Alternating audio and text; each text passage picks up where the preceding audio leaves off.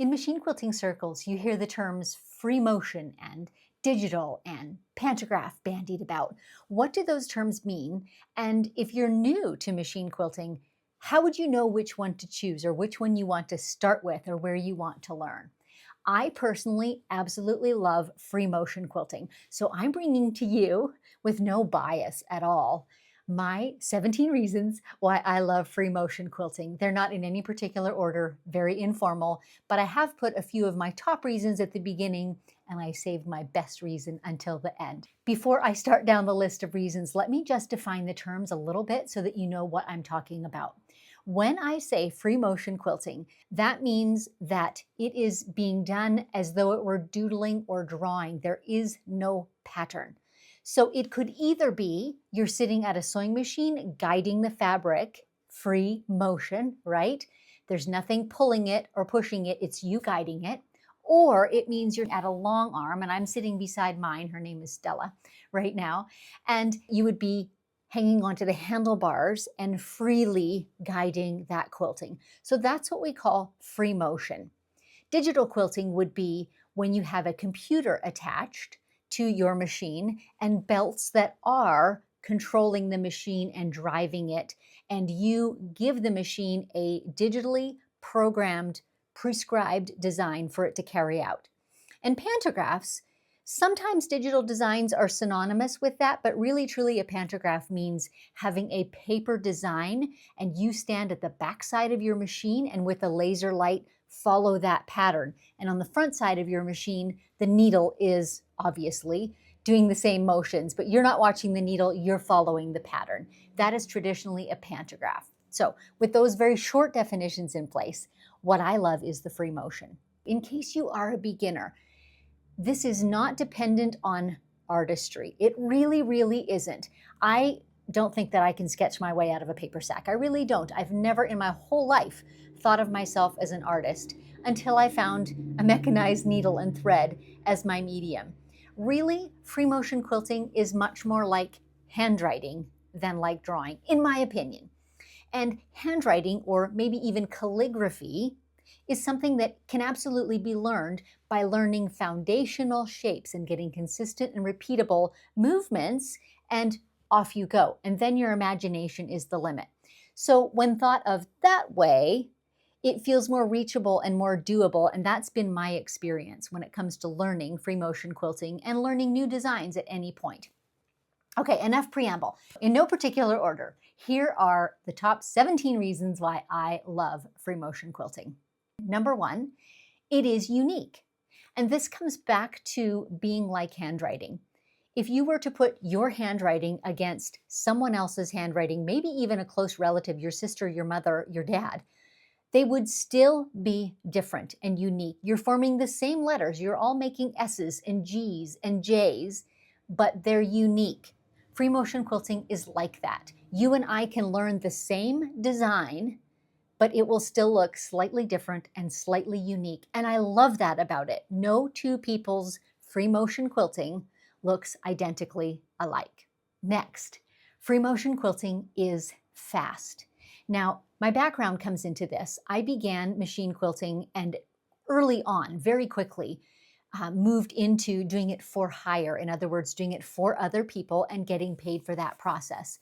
And so it mattered to me right from the outset that I learned to be efficient in my work and that I use my time wisely and get the most possible quilts done in the hours of day that I had to devote to it.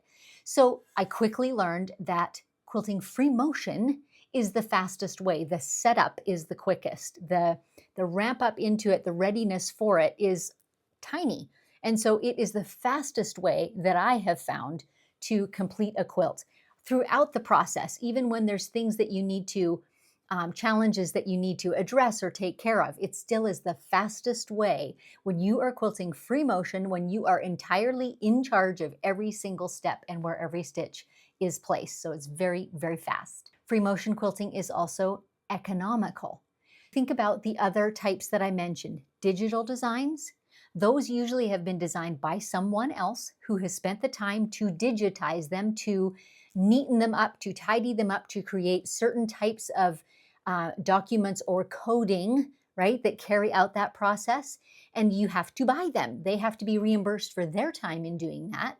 Paper pantographs, similarly, someone has designed them, someone has produced them, someone has made them repeatable, someone has a checkout system.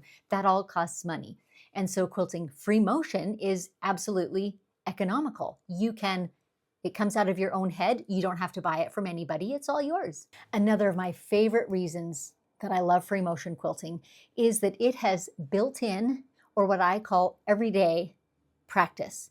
So when you think about learning a new skill like this, think of it as handwriting again. Generally, you would think of a practice session. So if it was handwriting, you'd have practice sheets of lined paper. And when we think of quilting free motion, we often think, all right, what kind of sandwiches or scrap quilts or ugly fabric do I need to sandwich together to practice on?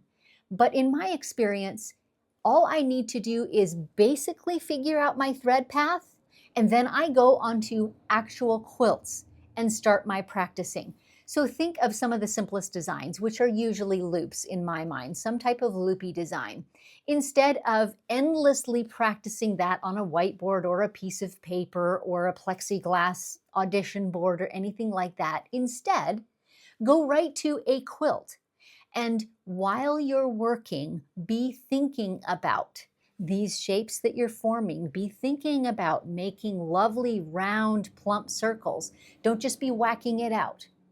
If you're practicing something else, for example, maybe you're quilting flowers and you do an extra outline, framing them. So the flower is shaped and you go around it again to frame it.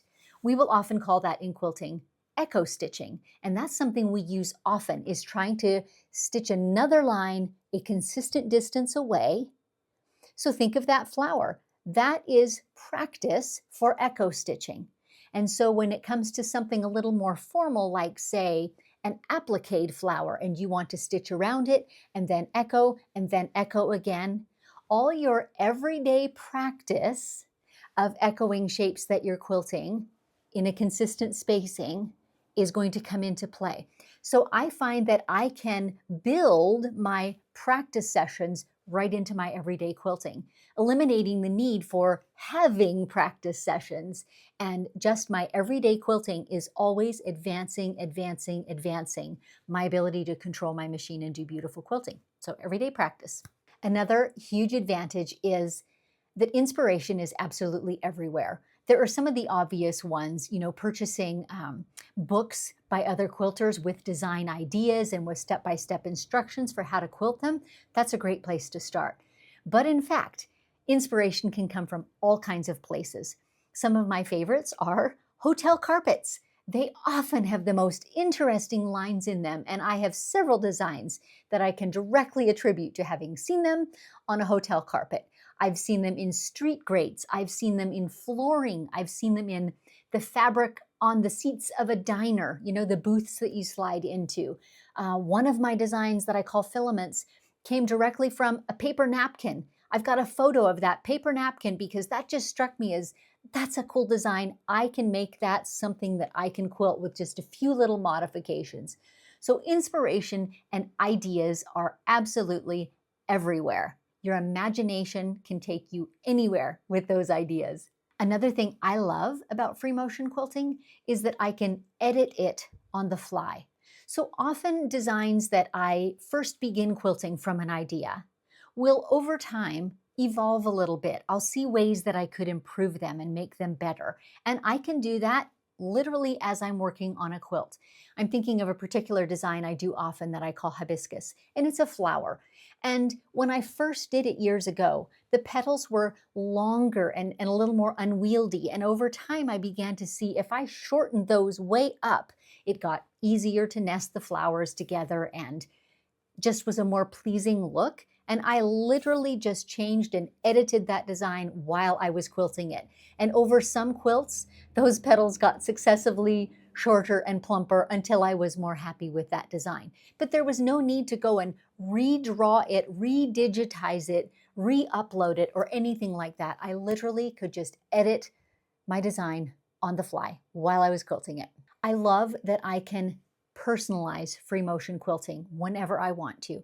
So if I'm quilting something for a toddler and I know that they love, I don't know, a dinosaur, a rocket, whatever the case may be, I can add that into their design, or I can add elements of it. Absolutely. Again, on the fly, just something that you can tuck in, and it will be just in this one quilt, and maybe you'll never do it again, but you can literally personalize your quilting. You can add in things like a line from poetry if you want to, or I know quilters that choose to add a signature or a meaningful word in the things that they quilt. So those sorts of things you can personalize as you're quilting so easily when you're quilting absolutely free motion. It's also very easy to scale free motion quilting. And by scaling, I mean making it larger or making it smaller. If you are working on, let's say, a background fill, maybe you've got blocks that have stars in them, and then you're doing a background fill in between those stars. And you start a little bit and you think, oh, that's a little bit too big for size. It would look better if it were more petite. You can literally just make that change while you're quilting, and it's so easy to scale things up or down. As soon as you can think of it, you can carry it out. Another thing that I love is that I can embellish a design, again, as I'm quilting.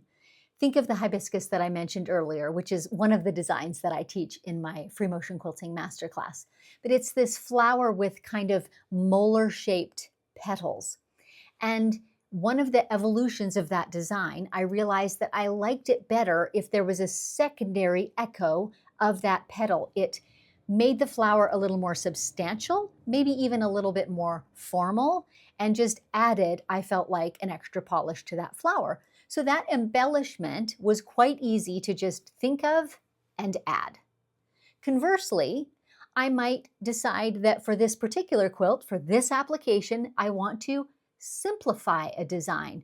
Maybe I've got a petal that's got multiple petals and an echo and an elaborate center to it. And maybe I decide this design is more whimsical, it's softer, I want it to be less fussy. And so I eliminate some of those elements so I can simplify a design just for this use, for this time. As quickly as I can think about it, I can do it. Something else that is super time-saving, I did tell you these were in no particular order. I realize I could have made them more sequential and more sensible in that way, but something that is time-saving as compared to using a digitized or even a paper printed pattern that I need to follow is I don't have to plan any repeats or make them line up in any way. Now, if you're new to quilting, this might not mean a lot to you practically speaking, except I think that you can envision if you're quilting a design across a quilt and then you're going to quilt another repeat of it, you've got to be thoughtful and careful and correct about how you place it. And it has to do with where your machine is set, where the machine reads that the needle is stitching, and all of those things matter for getting them close enough together, for getting them to line up from side to side. And that can be tricky. And if it runs amok, it can be really, really time consuming to have to undo and redo. So again, the advantage of quilting free motion is I can fit things together just by my eye. Again, as I've said so many times, I just think it and then do it. There's no pre-planning, there's no fiddliness, there's no settings to deal with. And taking that one step further, depending on the type of design, sometimes they need to very precisely line up with what came before. So think, for example, of a crosshatch, which is, lines that go one direction and cross in another. That's a crosshatch. Well, if you're quilting a section of them and then another section of them, it's absolutely critical for it to look good that those points exactly match up with what came before.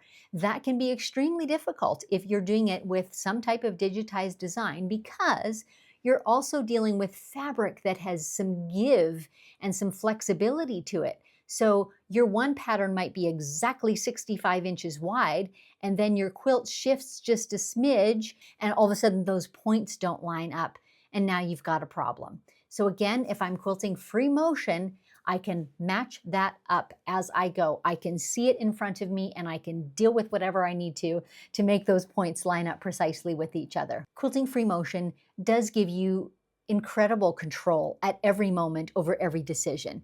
When quilts come across my long arm rails, and they often do, that have a little bit of challenges. Maybe they've got an extra bulky seam, or maybe they've got some waviness in the border. That's just so common among quilts because, again, we're working with fabric and it's got some movability to it, some stretchability to it. But whenever those problems arise, when I'm quilting free motion, because I'm seeing it and I'm doing every inch of it, I can make adjustments or compensations for those challenges as they arise. Think of that thick, bulky seam, for example. I can see when I'm coming to it, or maybe even feel it. I can slow down just a little bit. I can ease my way over it and then move on. Where if a computer is driving, or if I'm working at the back of my machine and not visibly seeing what my needle is doing, it's harder to make those adjustments in the moment.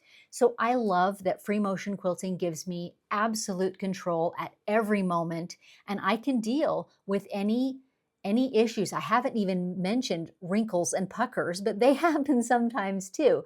And they never can sneak past me without me knowing it when I'm right there at the needle and absolutely in control of every stitch and where it's landing. Free motion quilting, like handwriting, gives so much expression. It's such an opportunity for your personality to shine. So one of us might absolutely love curlicues and flourishes, and therefore we could put those all over the place in our free motion quilting.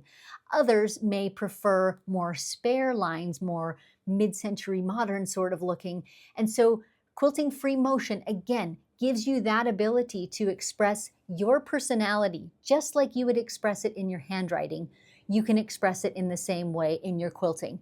If you're quilting a design that is pre-planned or programmed digitally, or pre-planned and drawn on paper, it's difficult or even impossible to make those small personality type changes. But when you're in complete control of your handlebars or your fabric, you can do that. You can imbue your personality into your quilting. It is very possible and very easy to make insertions into your quilting when you're doing it altogether free motion. I'm thinking of things like adding in a brand new baby's name into their baby quilt, or perhaps their birth date, or a wedding date or celebration like that. It's quite easy to think of it, to maybe draw some placement suggestions with your chalk pencil, and that's all you need to do. And you can add those little insertions that, again, bring the personal touch and the personal flair to the quilting that you're doing. And lastly, and this is a very personal one, free motion quilting is kind of a combination of all the reasons before, but free motion quilting just lights me up when I do it. It's that freedom of expression, it's that unique quality. All of that brings to my quilting just a joy of expression that I love. I seriously turn to my free motion quilting when I've had a bad day, or a long day, or a stressful day. Often I will come down to my studio, turn Stella on. I've got a quilt often loaded up already, and I will just spend some time free motion quilting. There's something about that act of creating and expression that is so rejuvenating to me. So, like I said, combination of all the things that came before, but to me, that's the ultimate reason for doing it, is there is joy in that creativity, and I absolutely love it. If one or several of these reasons resonated with you, let me know in the comments. And if you have any questions about learning free motion quilting, ask away.